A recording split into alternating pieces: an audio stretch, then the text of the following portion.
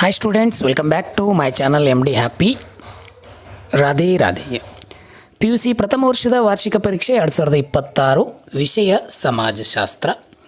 2026ರ annual ಎಕ್ಸಾಮ್ನ ಒಂದು ಪ್ರಶ್ನೆ ಪತ್ರಿಕೆ ಇದಾಗಿದ್ದು ಭಾಳ ಜನ ವಿದ್ಯಾರ್ಥಿಗಳು ಕೇಳ್ತಾ ಇದ್ರಿ, ಸರ್ ನಮಗೆ ಪ್ರಥಮ PUC ವಾರ್ಷಿಕ ಪರೀಕ್ಷೆಯ ಸಮಾಜಶಾಸ್ತ್ರ ವಿಷಯದ ಒಂದು ಕ್ವಶನ್ ಪೇಪರ್ ಇದ್ದರೆ ಅಪ್ಲೋಡ್ ಮಾಡಿ ಅಂಥೇಳಿ ಹೃದಯಪೂರ್ವಕವಾಗಿ ನಾನು ಆ ವಿದ್ಯಾರ್ಥಿಗಳ ಧನ್ಯವಾದಗಳನ್ನು ಅರ್ಪಿಸ್ತೀನಿ. ಯಾಕಂತಂದರೆ ನಿಮಗೆ ಬೇಕಾಗಿರುವಂಥ ಮಾಹಿತಿಯನ್ನು ಕಮೆಂಟ್ ಮೂಲಕ ತಿಳಿಸ್ತಾ ಇದ್ದೀರಲ್ಲ, ಅದು ಬಹಳ ಒಳ್ಳೆಯದೊಂದು ಸೂಕ್ತ ಕ್ರಮ ಅಂತ ಹೇಳ್ತೀನಿ. ಅದೇ ರೀತಿ ಇನ್ನೂ ಏನಪ್ಪ ಅಂತಂದರೆ ಕೆಲವು ವಿದ್ಯಾರ್ಥಿಗಳು ಭಾಳ ಒಳ್ಳೆಯ ರೆಸ್ಪಾನ್ಸನ್ನು ಕೊಡ್ತಾಯಿದ್ರಿ, ವಿಡಿಯೋಗಳನ್ನು ಮೆಚ್ಚುಗೆ ವ್ಯಕ್ತಪಡಿಸ್ತಾ ಇದ್ರಿ. ಸರ್ ರಾಧೆ ರಾಧೆ ಅಂತ ಕಮೆಂಟ್ ಮಾಡ್ತಾಯಿದ್ರಿ. ನನಗೆ ಇದರಿಂದ ಏನು ಅನ್ನಿಸ್ತದೆ ಅಂತಂದರೆ, ನನಗೆ ಇನ್ನಷ್ಟು ಜಾಸ್ತಿ ವರ್ಕನ್ನು ಮಾಡಬೇಕು ನಮ್ಮ ವಿದ್ಯಾರ್ಥಿಗಳಿಗೋಸ್ಕರ, ಇನ್ನೊಂದು ಸ್ವಲ್ಪ ಅವರಿಗೆ ಸರಳವಾಗುವ ರೀತಿಯಲ್ಲಿ ಕ್ಲಿಷ್ಟಕರವಾಗಿರುವಂಥ ಪ್ರಶ್ನೆಗಳನ್ನು ಸರಳ ರೀತಿಯಲ್ಲಿ ಬಿಡಿಸುವಂತೆ ಇನ್ನಷ್ಟು ಮಾಹಿತಿಗಳನ್ನು ಅವರಿಗೆ ಕೊಡಬೇಕು ಅಂಥೇಳಿ ಭಾಳ ಹಂಬಲಿಸ್ತಾ ಇದ್ದೀನಿ.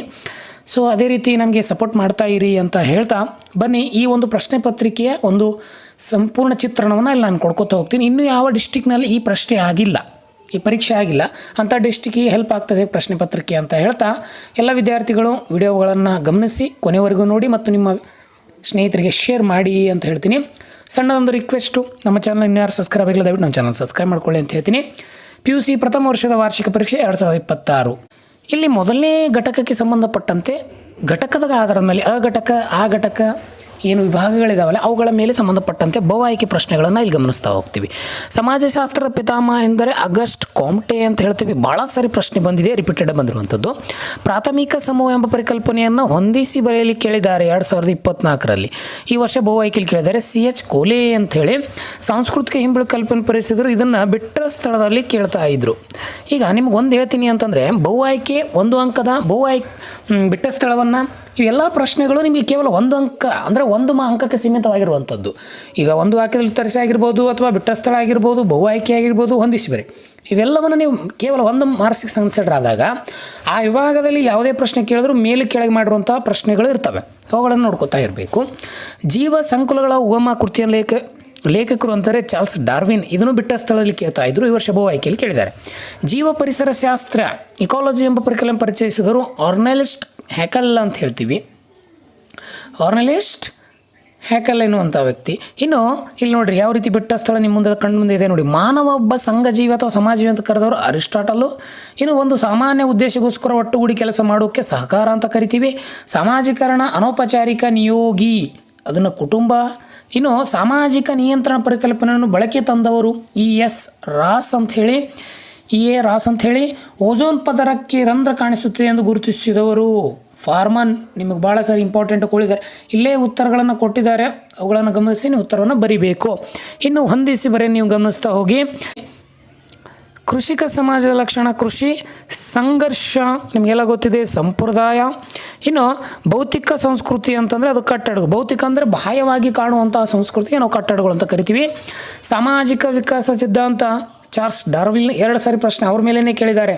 ಒಂದು ಜೀವ ಸಂಕುಲೋಗಮ ಕೃತಿ ಬರೆದವರು ಅವರೇ, ಮತ್ತು ಈ ಒಂದು ಸಾಮಾಜಿಕ ವಿಕಾಸ ಸಿದ್ಧಾಂತ ಕೃತಿಕಾರರು ಚಾರ್ಲ್ಸ್ ಡಾರ್ವಿನ್ ಹೇಳ್ತೀವಿ. ನೀವು ಪ್ರಾಥಮಿಕ ದತ್ತಾಂಶ ಅಂದರೆ ಅದು ಕ್ಷೇತ್ರ ಅಧ್ಯಯನ ಅಂತ ಹೇಳ್ತೀವಿ. ಇನ್ನು ಜಾರ್ಜ್ ಸಿಮ್ಮೆಲ್ ಬಗ್ಗೆ ಸಂಬಂಧಪಟ್ಟಂತೆ ಕಮೆಂಟ್ ಮೂಲಕ ಯಾವುದಕ್ಕೆ ಸಂಬಂಧಿಸಿದ್ದಾರೆ ಅಂತೇಳಿ ಹಂಗೆ ಕಮೆಂಟ್ ಮೂಲಕ ಎಲ್ಲರೂ ತಿಳಿಸಿ ಅಂತ ಹೇಳ್ತೀನಿ. ಇಲ್ಲಿ ಪ್ರಶ್ನೆಗಳನ್ನು ಗಮನಿಸ್ತಾ ಹೋಗಿ 2026ರಲ್ಲಿ ಯಾವ ಪ್ರಶ್ನೆಗಳು ಆ್ಯನ್ಯುವಲ್ ಎಕ್ಸಾಮ್ ಕೇಳ್ಬೋದು ಅಂತ ಒಂದು ಅಂಕಕ್ಕೆ ಒಂದು 5 ಪ್ರಶ್ನೆಗಳಲ್ಲಿ ತಗೊಂಡ್ಬಂದಿದೆ ನೋಡಿ. ಸಹಕಾರ ಪದದ ಉತ್ಪತ್ತಿಯನ್ನು ತಿಳಿಸಿ. ಸಮವಯಸ್ಕರ ಸಮೂಹ, ಒಂದೇ ವಯಸ್ಕರರು ಇರುವಂಥ ಒಂದು ಸಮೂಹಕ್ಕೆ ನಾವು ಸಮವಯಸ್ಕರ ಅಂತ ಕರಿತೀವಿ. ಹಿಸ್ಟ್ರಿ ಆಫ್ ಹ್ಯೂಮನ್ ಮ್ಯಾನೇಜ್ಮೆಂಟ್ ಗ್ರಂಥದ ಕರ್ತೃ ಯಾರು?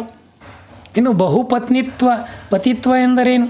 ಜೀವ ವೈವಿಧ್ಯತೆ ಎಂದರೇನು? ಇವೆಲ್ಲವನ್ನು ನಾನು ಆಲ್ರೆಡಿ ವಿಡಿಯೋಗಳು ಪ್ಲೇಲಿಸ್ಟಲ್ಲಿದ್ದಾವೆ, ಹೋಗಿ ಅವನ್ನ ಗಮನಿಸಿ ಅಂತ ಹೇಳ್ತೀನಿ. ಇನ್ನು ಭಾಗ ಬಿಗೆ ಸಂಬಂಧಪಟ್ಟಂತೆ ಇಲ್ಲಿ 5 ಪ್ರಶ್ನೆಗಳು ಬರೀಬೇಕು. ಸಮುದಾಯದ 2 ಮೂಲಾಂಶಗಳನ್ನು ಬರೆಯಿರಿ.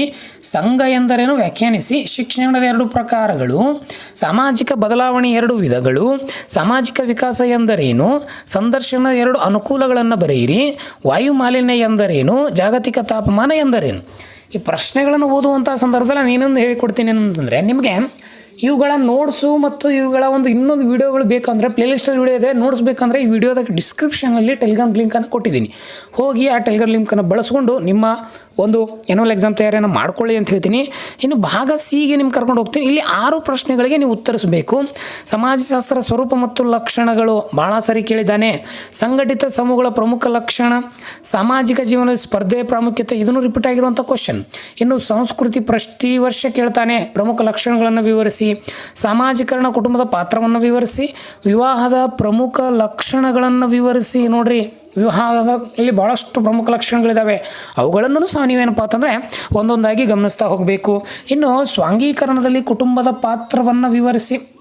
ನಿಮಗೆ ನಾನು ಈ first P U C bill ಪ್ರಿಂಟನ್ನು ನಾನು ಪ್ಲೇಲಿಸ್ಟಲ್ಲಿ ಹಾಕಿದ್ದೀನಿ, ಅಲ್ಲಿ ಹೋಗಿ ಗಮನಿಸಿ, ಇದಕ್ಕೆ ನಿಮಗೆ ಐಡಿಯಾ ಸಿಗ್ತದೆ. ಇನ್ನು ಸಾಮಾಜಿಕ ಬದಲಾವಣೆಯಲ್ಲಿ ವಿಜ್ಞಾನ ಮತ್ತು ತಂತ್ರಜ್ಞಾನದ ಅಂಶಗಳನ್ನು ವಿಸ್ತರಿಸಿ. ಪರಿಸರ ಸಂರಕ್ಷಣೆಯಲ್ಲಿ ವ್ಯಕ್ತಿ ಮತ್ತು ಸಮಾಜದ ಪಾತ್ರ ವ್ಯತ್ಯಾಸವನ್ನು ಕೇಳ್ತಾನೆ ಅವನು. ನೀವು ಇಲ್ಲಿ ಏನು ಮಾಡಬೇಕು ಅಂತಂದರೆ ಸಮಾಜ ಮತ್ತು ವ್ಯಕ್ತಿ ಬಗ್ಗೆ ನೀವೇನಪ್ಪ ಅಂತಂದ್ರೆ ವಿವರಣೆಯನ್ನು ಕೊಡಬೇಕು. ಇನ್ನು ಭಾಗಕ್ಕೆ ಡಿ ಕರ್ಕೊಂಡು ಹೋಗ್ತೀನಿ. ಇಲ್ಲಿ 2 ಏನಪ್ಪ ಅಂತಂದ್ರೆ 10 ಅಂಕದ ಪ್ರಶ್ನೆಗಳು ನಿಮ್ಮ ಕಣ್ಣು ಮುಂದೆ ಇರ್ತವೆ. ಸೊ ಇಲ್ಲಿ ನೀವು ಮರಿಬೇಕಾಗೋದಿಷ್ಟು ಏನು ಅಂತಂದರೆ ಪೀಠಿಕೆಯನ್ನು ಬರಿತೀರಿ, ಅರ್ಥ ಬರಿತೀರಿ, ವಿವರಣೆಯನ್ನು ಬರಿತೀರಿ, ಉಪಸಂಹಾರವನ್ನು ಬರಿತೀರಿ ಇಲ್ಲಿ. ಆದರೆ ಅಲ್ಲಿ ನಿಖರವಾಗಿರಬೇಕು ಉತ್ತರ. ಏನು ನಿಖರವಾಗಿರುವಂಥ ಉತ್ತರಗಳು ಕಂಡಿಡಿದಾಗ ಮಾತ್ರ ನಿಮಗೆ 10 ಅಂಕ ಸಿಗ್ತದೆ. ಸೊ ಯಾವ ರೀತಿ ಅಂತ ನೀವು ಗಮನಿಸ್ತಾ ಹೋಗಿ ನೋಡಿ. ಸಮಾಜಶಾಸ್ತ್ರದ ಉಪಯುಕ್ತತೆಯನ್ನು ವಿವರಿಸಿ. ಸಮಾಜ ಉಪಯುಕ್ತತೆ ಅಂದರೆ ಏನು, ಅದರ ಅರ್ಥ ಏನು, ಅದರಿಂದ ಏನು ಲಾಭ ಇದೆ, ಅದರಿಂದ ಆಗುವಂಥ ಹಾನಿಗಳು, ಅದ್ರ ಬಗ್ಗೆ ಪರಿಣಾಮಗಳನ್ನು ನೀವೆಲ್ಲ ಬಿಡಿಸ್ತಾ ಹೋಗಬೇಕು. ಸಮಾಜದ ಅರ್ಥ ತಿಳಿಸಿ ಅದರ ಪ್ರಮುಖ ಲಕ್ಷಣಗಳನ್ನು ಮೊದಲು ಪೀಠಿಕೆಯಲ್ಲಿ ಸಮಾಜದ ಅರ್ಥ, ಸಮಾಜ ಅಂದರೆ ಏನು, ಯಾವುದಕ್ಕೆ ಯಾವ ರೀತಿ ಹುಟ್ಟಿತು ಮತ್ತು ಅದರ ಅರ್ಥವನ್ನು ಕೊಟ್ಟು ಒಂದು ವ್ಯಾಖ್ಯೆಯನ್ನು ಕೊಟ್ಟು ಅದರ ಪ್ರಮುಖ ಲಕ್ಷಣಗಳನ್ನು ಸಹ ವಿವರಣೆಯನ್ನು ಕೊಡಬೇಕು. ಇನ್ನು ಹೊಂದಾಣಿಕೆ ಅಂದರೇನು, ಸಹಕಾರಕ್ಕೆ ಹೊಂದಾಣಿಕೆ ಅಂತ ಕರಿತೀವಿ, ಅದರ ಪ್ರಮುಖ ವಿಧಗಳು ಅಥವಾ ರೂಪಗಳು ಅಂತೇಳಿ 2 ರಿಪೀಟ್ ಮಾಡಿ ಕೇಳಿದ್ದಾನೆ ಇಲ್ಲಿ.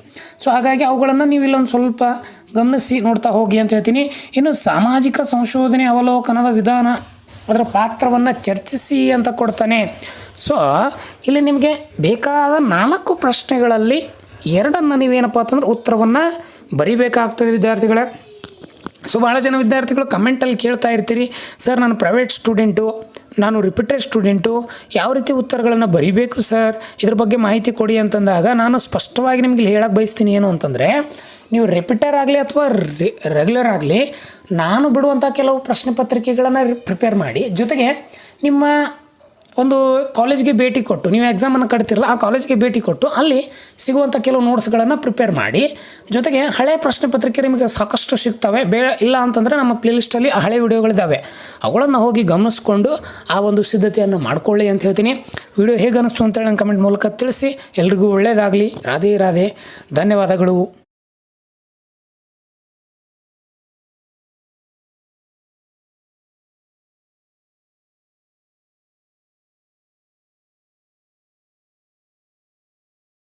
Hi students, welcome back to my channel MD Happy.